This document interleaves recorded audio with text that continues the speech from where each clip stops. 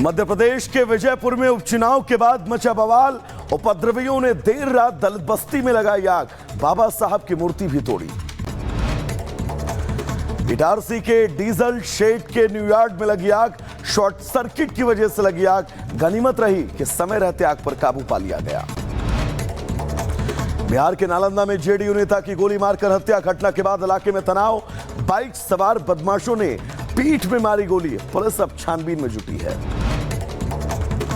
उत्तर प्रदेश के मैनपुरी में दिखा तेज रफ्तार का कहर, कंटेनर ने टैंकर को मारी टक्कर, हादसे में एक की मौत जबकि दूसरे की हालत गंभीर।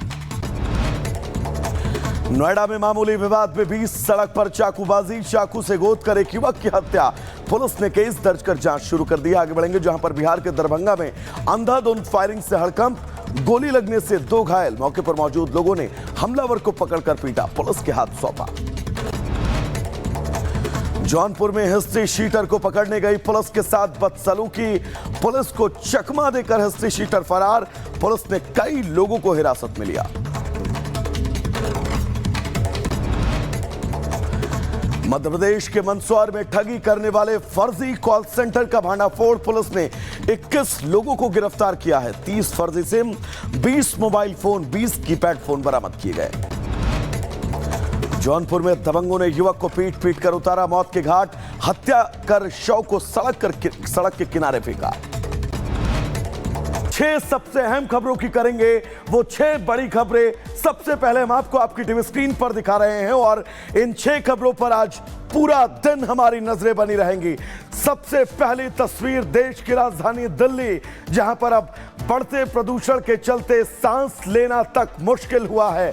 दूसरी बड़ी तस्वीर नरेश मीणा की आज पेशी होनी है, इस पेशी को लेकर एक अपडेट हम आपको देंगे। और तीसरी अहम तस्वीर प्रधानमंत्री नरेंद्र मोदी मुंबई में मौजूद थे और जो कुछ कहा वो वाकई विपक्ष को तीर की तरह चुभा होगा। चौथी तस्वीर उद्धव ठाकरे के हेलीकॉप्टर की 2 बार तलाशी के बीच उन्होंने चुनाव आयोग से सवाल पूछा। पांचवी बड़ी और अहम तस्वीर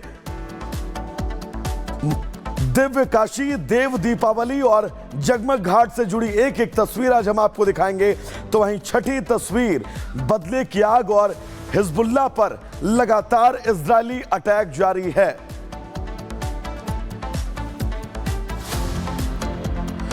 तो चलिए दर्शकों, इन 6 तस्वीरों के बीच शुरुआत सबसे बड़ी और अहम खबर से करेंगे। दरअसल पेरिस में फुटबॉल मैच के दौरान हिंसा हुई है और यहां पर मौजूद जो इजराइल समर्थक थे उनसे मारपीट हुई है। पेरिस में फुटबॉल मैच के दौरान ये हिंसा की खबर हम आपको बता दें। दरअसल फ्रांस इजराइल के मैच के दौरान ये हिंसा हुई है, फिलिस्तीन के समर्थकों ने मारपीट की है, इजरायली फैंस के साथ मारपीट हुई है और ये वो स्टेडियम का वीडियो भी हम आपकी टीवी स्क्रीन पर आपको दिखा रहे हैं। आप देखिए कैसे फिलिस्तीनी समर्थक भी इस दौरान स्टेडियम के अंदर मौजूद थे, इजरायली फैंस के साथ उन्होंने मारपीट की घटना को अंजाम दिया है। 2 तस्वीर फ्रांस और इजराइल का मैच, और इस मैच के दौरान फिलिस्तीन के समर्थक वहां पर पहुंचते हैं, जमकर नारेबाजी करते हैं और इजराइल समर्थकों से जबरदस्त मारपीट करते हैं। ये तस्वीर ये बताने के लिए काफी है कि 6 दिन के बाद अब स्थितियां एक बार फिर से ऐसी बनी हैं जहां पर फुटबॉल मैच के दौरान ही दोबारा से हिंसा हुई है।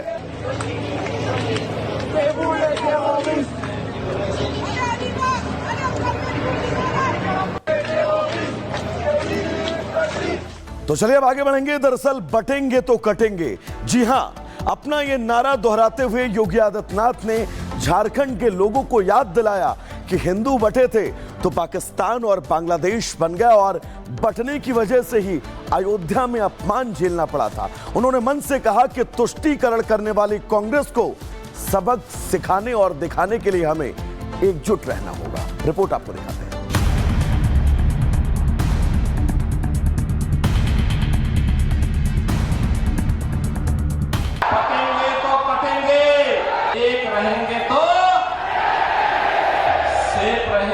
बटेंगे तो कटेंगे। कैसा कटेंगे भाई, कहाँ कटेंगे? बटेंगे तो कटेंगे का नारा विपक्ष को क्यों गवारा? एकता के नारे से सियासी उफान, कांग्रेस और उनके साथी परेशान। मुद्दों पर कांग्रेस का सरेंडर, चुनाव में तुष्टीकरण का टेलर। चुनाव का फाइनल फाइट जैसे जैसे करीब आ रहा है, बटेंगे तो कटेंगे का नारा उतना ही बुलंद होता जा रहा है।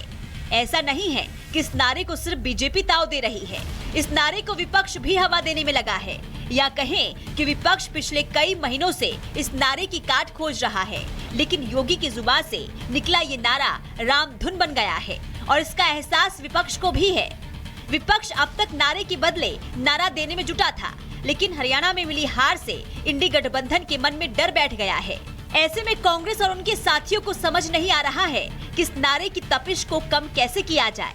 यही वजह है कि आए दिन विपक्ष का कोई न कोई नेता उलझुल तर्क देने में जुटा है। हम बाबा साहब के चेले हैं, बुद्धा के चेले हैं, नेहरू जी के चेले हैं, गांधी जी के चेले हैं। ये देश को बनाने वाले लोग हैं और तुम देश को बिगाड़ने वाले लोग हो। बटेंगे तो कटेंगे। कैसा कटेंगे भाई? कहाँ कटेंगे? आप बांटना चाहते हो देश को धर्म के नाम पर। खुद इंदिरा गांधी ने अपनी जान इस देश के एकता के लिए दिया, राजीव गांधी जी ने अपनी कुर्बानी दी, लेकिन देश को कभी बंटने नहीं दिया।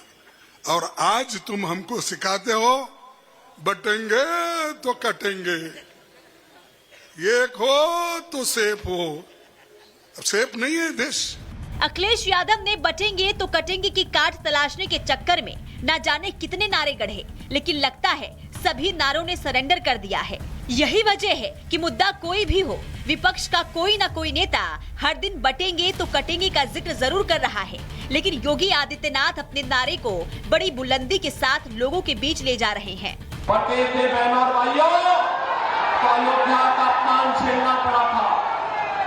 बटे थे तो पाकिस्तान और बांग्लादेश बन गया। बटे थे तो काशी में अपमान झेलना पड़ा था। बटे थे तो बहन बेटियों की इज्जत के साथ खिलवाड़ हुआ था। इसलिए बटे थे तो कटे थे, बटेंगे तो कटेंगे। एक रहना है, एक रहेंगे तो सेफ रहेंगे। चुनाव में बटेंगे तो कटेंगे के नारे का शोर है। आप देश के किसी भी हिस्से में चले जाएं, इस नारे से कोई अछूता नहीं है। बांग्लादेश में जो हिंदुओं के साथ हुआ, शायद उसका असर चुनावों में दिख रहा है।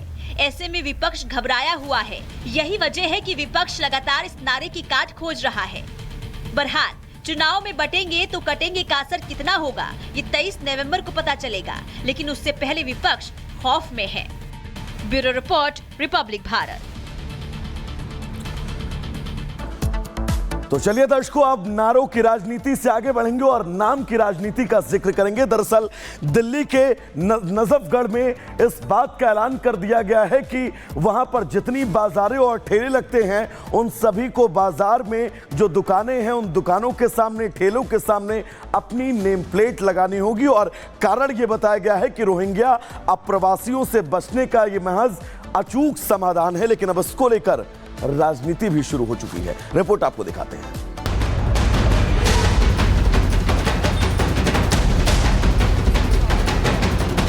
बांग्लादेशी और रोहिंग्याओं पर नकेल, विक्रेताओं को बतानी होगी पहचान। नेम प्लेट नहीं तो हटेगी दुकान।